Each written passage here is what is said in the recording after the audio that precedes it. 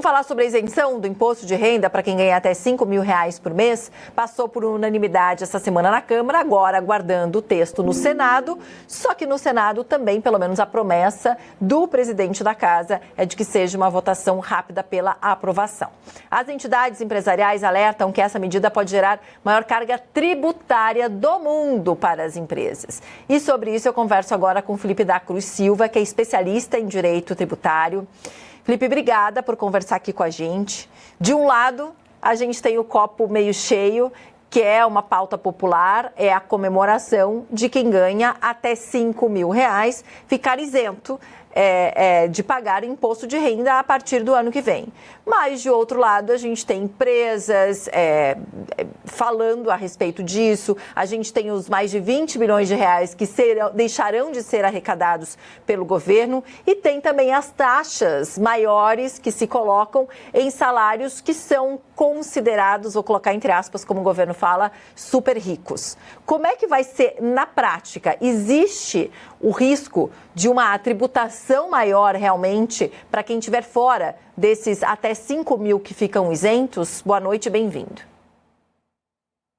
Olá, boa noite, Paula. Boa noite a todos os telespectadores do Band News. Como você adiantou, Paula, sempre existe aí, né, dois lados dessa história. Existem os contribuintes que já estão comemorando, porque já começam a verificar uma possível economia a partir do ano que vem, né? Os contribuintes que ganham aí até R$ 5.000 podem ter uma economia anual de mais de R$ 4.000, a depender da situação, né? Caso a medida provisória ela venha a ser convertida em lei. Mas, por outro lado, se instituiu aí dois modelos de tributação que são inéditos, né, no nosso país na história recente. A primeira questão envolve a tributação de dividendos, né, que são aqueles valores que os sócios de empresa eles recebem como os lucros, né, da sociedade. Para quem recebe dividendos acima de R$ 50.000, eles vão ter uma retenção na fonte no importe de 10%. Até então, os dividendos eles eram isentos, eles não tinham, né, mais nenhum acréscimo sobre eles. E existe também a tributação do que o projeto de lei chama de altas rendas, que são as pessoas que possuem um rendimento anual acima de 600 mil. Existem diversos critérios, né, para classificar esses rendimentos.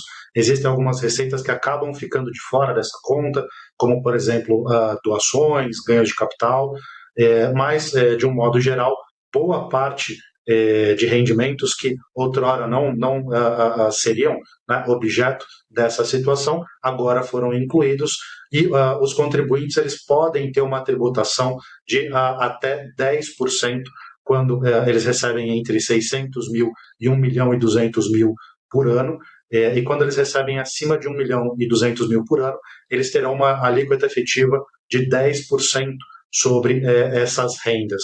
Existe todo um sistema de cálculo que foi implementado por essa medida provisória, né? Existe uma questão também relativa a uma soma entre a carga tributária da empresa e a carga tributária do contribuinte, ou seja, a soma entre a carga da empresa no que concerne ao RPJ e a CSLL e o imposto de renda da pessoa física não pode ser maior do que 34%. Então, existem aí uma série de regrinhas que tendem, sim, a aumentar bastante a carga tributária sobre essas pessoas que possuem essa alta renda, mas é importante também, como existem uma série de regras, que esses contribuintes façam conta para identificar exatamente qual vai ser o tamanho desse impacto, né, que vai ser gerado por essa medida provisória. Mas agora a gente está falando sempre de pessoas físicas que fazem a sua declaração do imposto de renda. Para as empresas, você acredita que vai impactar de alguma forma essa modificação?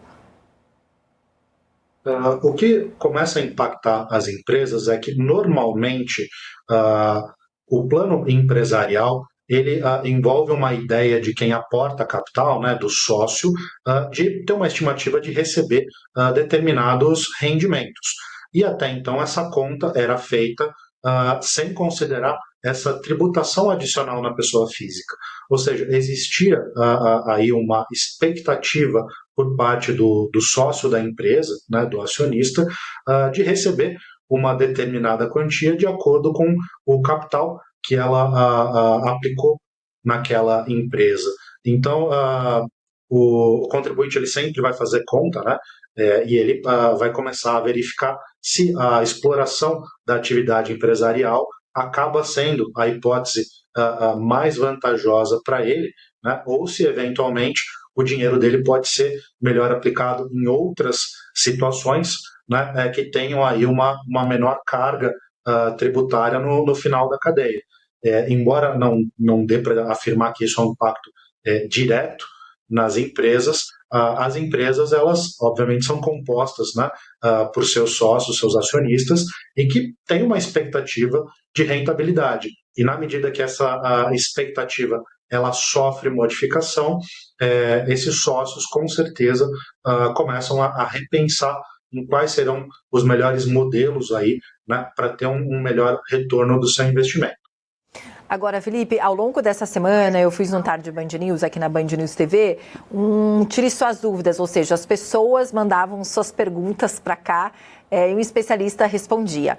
A preocupação de muitos dos nossos telespectadores e assinantes era, se do jeito que está, né, com a questão de você ter um rombo ali, a gente sabe que a nossa economia já promete ali para 2027 ter um grave problema, você deixa de arrecadar esse imposto de renda, né, de quem ganha hoje até R$5.000, que antes você arrecadava, você coloca ali, mas para muitos especialistas a conta não fecha muito, a balança não fica equalizada. E aí, para muitos telespectadores, o questionamento existe a possibilidade de a população pagar essa conta se ela não fechar, com mais impostos, por exemplo? Essa é uma possibilidade real, né? Por quê? As contas públicas, elas dependem realmente do financiamento, né, do poder público que acaba ocorrendo por tributos. Via de regra, é isso. E se a conta não fechar, o governo ele precisa de alguma maneira, né, buscar outras medidas para que os recebimentos, né, da União possam fazer frente aos gastos. A rigor, isso pode ser feito de duas formas, né? Você pode tanto reduzir custos, quanto arrecadar, e arrecadar de uma maneira mais eficiente tributos. Fato é, uma dessas duas medidas precisa ser tomada, e se a conta não fechar com relação à isenção que está sendo, né, discutida nesse projeto de lei, de fato, vai precisar existir alguma outra fonte de custeio para poder, né, cobrir esses valores de déficit que foi gerado em razão dessa situação. Então, alguns contribuintes, claro, sempre vão comemorar essa redução no primeiro momento no bolso, mas pode ser sim que exista a necessidade de uma contrapartida caso a conta não feche. Agora, quando é que começa a valer? E tem um questionamento também. Tem alguns pontos que eu acho que nem vocês receberam ainda, né? Está precisando passar pelo Senado, a sanção do presidente Lula, para a gente saber sobre alguns prazos e algumas funcionalidades na prática. Mas, a princípio, como passou hoje na Câmara, começa a valer já a partir do ano que vem. Mas, por exemplo, algumas pessoas têm dúvidas sobre, é para aquela pessoa que é isenta, é aquela que tem um salário bruto de até R$5.000, e uma pessoa que tem um salário de até R$5.000, mas tem outras rendas, ela fica isenta ou não? Ou se, de repente, a somatória disso tudo dá R$5.000. Como é que, pelo menos o que tem agora, a gente consegue entender de quem realmente vai se enquadrar aí nessa isenção? É importante fazer uma pequena diferença em relação ao que é o imposto de renda retido na fonte e o que é a tributação que é levada a ajuste anual, que é a declaração de imposto de renda que a gente faz, né? Normalmente ali se inicia no mês de março e hoje se encerra no último dia útil do mês de maio. O que acontece? Hoje, pela legislação, quando você recebe em determinada faixa de rendimento que é tributável, a fonte pagadora, se for uma empresa, ela é obrigada a promover a retenção na fonte desse rendimento. Então, o que acontece? A empresa ela vai fazer a conta de acordo com os critérios da tabela e vai já reter esse imposto diretamente do contribuinte. Se o contribuinte, por exemplo, tiver mais de um emprego, ele tem a opção tanto de informar a uma das fontes que isso acontece para que a retenção possa ser feita em uma alíquota maior e evitar, por exemplo, que quando ele vá fazer a declaração de ajuste anual, ele acabe tendo mais imposto a pagar, ou a retenção ela vai ser feita na proporção, né, daquele rendimento. E depois, quando chega a hora de apresentar aquele acerto de contas com a Receita, né, a declaração de imposto de renda, todos esses rendimentos eles vão ser levados a ajuste e aí, com base no valor total, é que o contribuinte vai ser enquadrado em alguma das alíquotas previstas no imposto de renda e pode acabar precisando desembolsar um valor maior de imposto. Então, na prática, né, para que os contribuintes possam saber, aqueles que recebem até 5 mil de determinadas fontes, admitindo-se que tudo vai acontecer rápido, né, e que o projeto de lei ele seja convertido em lei aí, nos próximos dias, a previsão é de que a partir de janeiro já passe a valer a nova regra. Ou seja, vamos imaginar quem trabalha hoje, né, no emprego CLT e recebe até 5 mil reais, no mês de fevereiro, quando ele receber um rendimento relativo ao mês de janeiro, já não vai estar descontado o imposto de renda, né, do holerite do contribuinte, ele já tem aí essa economia. É importante comentar também, que é uma questão que talvez esteja sendo um pouquinho menos falada, é que também existe uma redução da carga tributária para quem recebe até R$ 7.350. Essa redução ela é escalonada, né? Quem está mais próximo dos 7.350 tem uma redução menor, quem está mais próximo dos 5 mil acaba tendo uma redução maior, mas também existe aí um alívio no bolso dos contribuintes, só para que eles também possam ter uma ideia. Quem recebe na faixa, por exemplo, de 6 mil, pode ter uma economia de até R$ 2.336 ao longo do ano, em função dessa redução do imposto de renda incidente aí na fonte e depois levado a ajuste anual. Então, como regra, seria realmente a partir do ano que vem que o contribuinte começaria a perceber, né, essa isenção ou essa redução para quem recebe até R$ 7.350. Você vem vindo escalonando, né? A gente até mostrou uma arte do quanto você vai economizando. Obviamente que com 5 mil reais é muito mais, mas aí vai escalonando o quanto você, até esse valor de 7.300 e pouco, você acaba tendo uma redução. Você paga, você não é isento, mas tem uma redução da porcentagem que você paga. Agora, para encerrar, a gente fala do outro lado. Aquela porcentagem que vai pagar mais. Como é que você está vendo isso e como que essas pessoas podem se informar com esse a mais que vão pagar? Como é que elas vão ter que tratar com isso na prática? O que vai ser preciso é um estudo, né?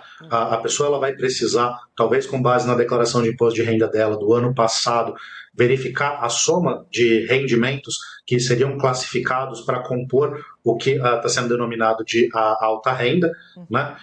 E com base nesse valor, calcular ali uma progressividade, né, para chegar até 10% para quem recebe até 1.200.000 e quem recebe acima de 1.200.000, o cálculo é meio que de 10%.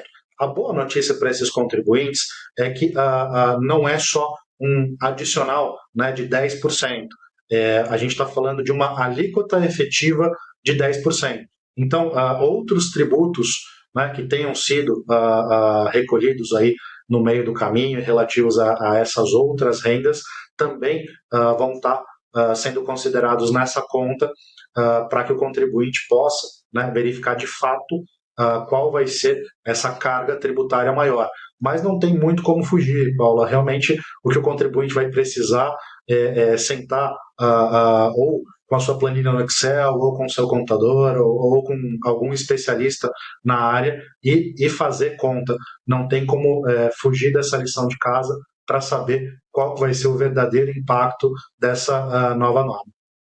Felipe, obrigada por ter conversado com a gente por aqui. A gente sabe que faltam pontinhos ali do texto para serem ajustados, até para os seus clientes perguntarem e conseguirem entender direito como é que vai funcionar daqui para frente. É complicado, a gente sabe que é uma pauta popular num Brasil em que a gente precisa aí realmente ajudar muita gente, mas tem todos os lados da situação para ver como é que se paga essa conta também. Tem que ajustar tudo para todo mundo entender tudo.